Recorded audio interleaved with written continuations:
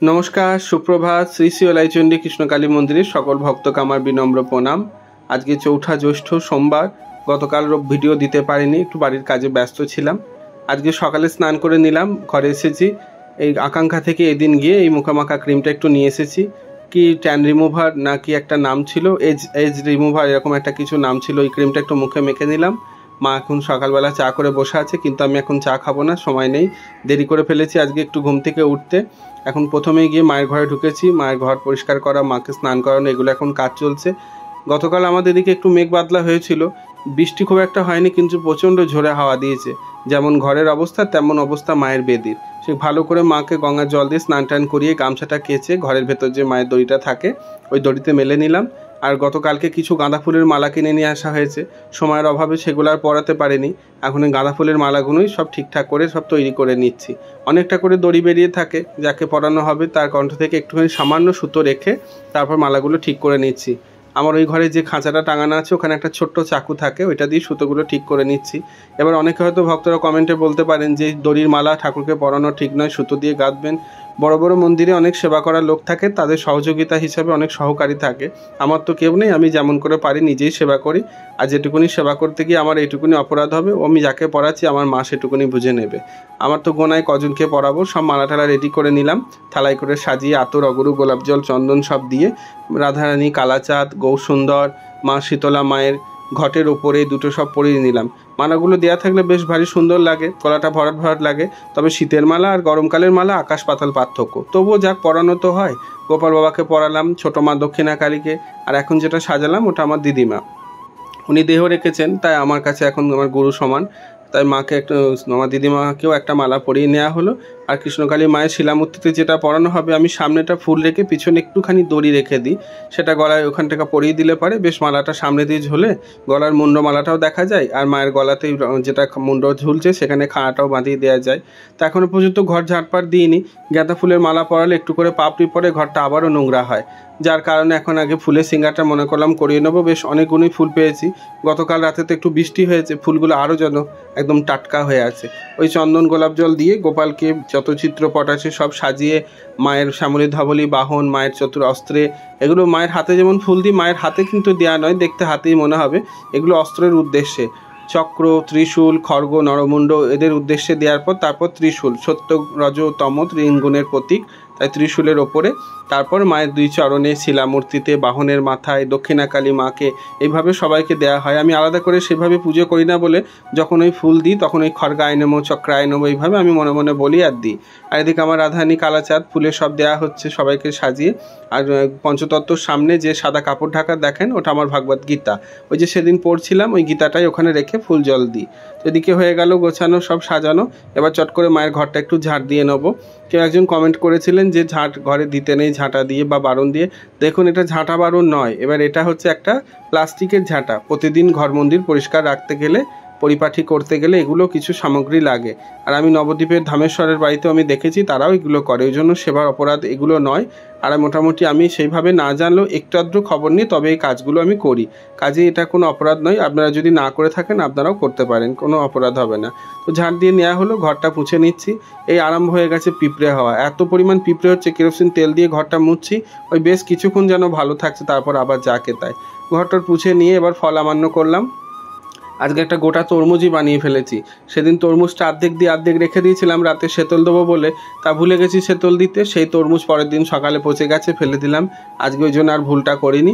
প্রথমেই ফলটা যখন বানালাম তরমুজটাকে আলাদা বার কষে বানিয়ে নিয়েছি, কারণ তরমুজটা ফ্রিজে ছিল, তো যখনই বের করে বানাবো ওই তরমুজের রসে বাকি ফলগুলোকেও কেমন একটু নরম করে দেবে।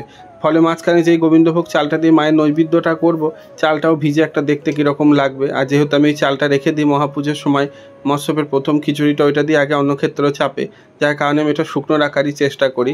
তাই এখানে সমস্ত ফল দিয়ে মাঝখানে চাল দেওয়া হবে, তরমুজটা একটা আলাদা পাত্রে, এইভাবে জোগাড়গুলো করে নিয়েছি।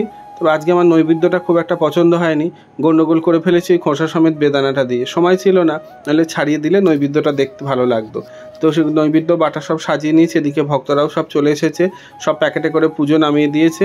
আর এই পুজোগুলো সব আমাকেই খুলে নিতে হয়। মুখ চেনা কেউ থাকলে তাকে একটু বলি প্যাকেট খুলে দিতে, আজ আর কেউ ছিল না, আমিই খুলে পুজোয় বসে পড়েছি।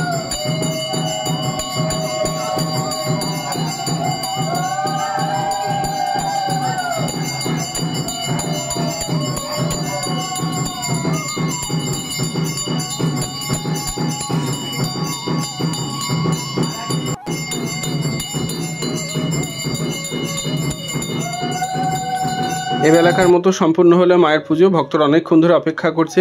ইলেকট্রিক ঢাক বাজছে, তো ওখানে অনেক ওপর দিকে তাকিয়ে দেখছে ঢাকটা যদি মাথার ওপর পড়ে, কিন্তু পড়বে না। আমার খুব সুন্দর করে ওখানে দড়ি দিয়ে বাঁধা আছে। নেহাত কপাল খুব খারাপ না থাকলে দড়ি ছিঁড়ে কখনোই পড়তে পারে না। তো মায়ের পুজো সম্পূর্ণ হয়ে গেছে। ওই যে বললাম পিঁপড়ে লাগছে, যার কারণে এতক্ষণ আর প্রসাদগুলো রেখে দেওয়ার কোনো মানেই হয় না। একটা জায়গায় সমস্ত বাটাগুলো সব সাজিয়ে নিয়ে সুন্দর করে এবার সব ভক্তদের কাছে প্রসাদগুলো বের করে দেওয়া হবে। যদি কেউ চেনা মানুষ থাকে তাকে বলি, চেনা মানুষ যদি কেউ না থাকে তখন আমার মা এসে দিয়ে দেয়। কারণ প্রসাদ সবাই দিতে পারে না, কারণ কেউ হয়তো বেশি দিয়ে ফেলবে, কেউ হয়তো অল্প একটু দিয়ে ফেলবে। দিয়েতে কী হবে, সবাই ঠিকমতো পাবে না। ওই জন্য একটু বেশ জ্ঞানীধনী মানুষ বা যারা একটু অভিজ্ঞ তাদের হাতে প্রসাদ দিতে দিলে সবার কাছে খুব ভালোভাবে বিতরণগুলো করতে পারবে। প্রসাদগুলো নিয়ে বাটা সব বাইরে বার করে দিলাম। আর এই যে আমার ঘরের এই দেখুন এই অবস্থা। এই পুজো শেষ হতে তো বিকাল 4:30 বাজলো, মোটেই আর দুজন। এখন একজন আসার অপেক্ষা আছে, ওরা বাবা মা এসেছে, ওনার ছেলে এখন কাটোয়া থেকে আসছে, ওই প্রতিকারের দ্রব্যটা ওকে দিয়ে তবে ছেলেটা বা বাবা মা জল খাবে। আমি দেখলাম যখন এখন এতটা বেলায় হয়ে গেছে, বসে থেকে কি করব, যতক্ষণ ওকে না দিতে পারছি ততক্ষণ আমারও ওঠা হবে না। এই সুযোগ আমি একটু ঘরটা অর্ধেক মতো গুছিয়ে নিচ্ছি। আমাকে আজকে একজন কাটোয়া থেকে রেখা দিয়ে আছে, উনি একটু গ্লুকন্ডি দিয়ে গেছে। আবার পুজোর কিছু ধূপকাঠিও পড়েছে, ওটা আমার প্রতিকার রাখার ছোট আলমারি, এগুলো সব এখন টুকটাক করে গুছিয়ে নিচ্ছি। এই কাজ সাথে সাথেই অনেকটা বেলা গড়িয়ে যাবে। তারপর সেরে নিয়ে ঘরে গিয়ে দুটো খাওয়া দাওয়া করে একটু বিশ্রাম নেবো, আবার কাপড় চোপড় কেচে তখন বিকালবেলা মন্দিরে আসা। আমার এই প্রতিদিনের কাজকর্ম রোজ রোজ করতে করতে একটু সরগত হয়ে যায়, যা হয় আর কি বাড়ির সংসারেও। কাজে আমার খুব একটা অসুবিধা হয় না। ভক্তরা ফুল মালা আতপ চাল এগুলো তো রোজই নিয়ে আসে। ঘরটা এত খিচুড়ি হয়ে পড়ে থাকে, দেখে কান্না পায়, মনে হয় কতক্ষণে পরিষ্কার করে রাখবো। ওই জন্য আমি সময়টা নষ্ট করি না।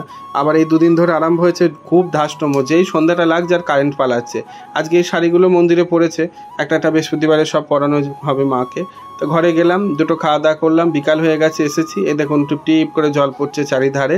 আমি ভূতের মতো বসে বসে দাঁত মাজছি, মুখ টুক ধুয়ে কাপড় চোপড় কেচে আবার মায়ের ঘরে ঢুকলাম। সন্ধ্যাকালে মাকে প্রণাম জানিয়ে এবার আমার কাপড় চোপড় গোছানোর কাজ।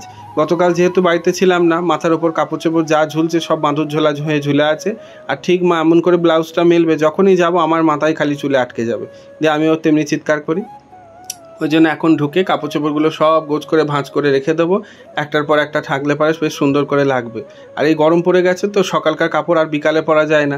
শীতকাল হলে পরে সকালেরটা বিকালেও পরেছি, আর সোয়েটার 2-3 দিন হলে তারপর বের করে দিতাম কাচতে। তো এদিকে গোছ গাছ মোটামুটি বেশ অনেকটাই সেরে ফেলেছি।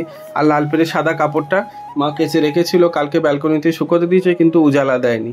আর সাদা কাপড় একটু উজালা দিলে আমি খুব ভালো পছন্দ করি। বামনি কাচলে সাদা কাপড় গেঞ্জি যা থাকে সব উজালা দিয়ে দেয়। আমাদের পাড়ায় এখনও পর্যন্ত না ওই বোতলে করে উজালা সিঁদুর এগুলো ন্যাপথলি বিক্রি করতে আসে। তো এদিন দেখা হলে এই কাকুর সঙ্গে আবার দুটো কিনে নিতে হবে। তো মোটামুটি ঘরটা বেশ ভালোই গোছগাছ হয়ে গেল। একটা মায়ের শাড়ি ছিল, সেটাও গুছিয়ে একপাশে রেখেছি, একটু ধুয়ে দেবো, কারণ ওই কাপড়টা সেদিন গোছাতে গিয়ে আমার পায়ে ঠেকে গেছে। ভারী সুন্দর কাপড়টা, ওই জন্য আবার মাকে পরে পরাবো। আর এটা মায়ের ঘরের ছোট আলমারি, কয়েকটা শাড়ি পরেছে, একটা হালকা কালারের জামদানি, একটা লাল টুকটুকে শাড়ি।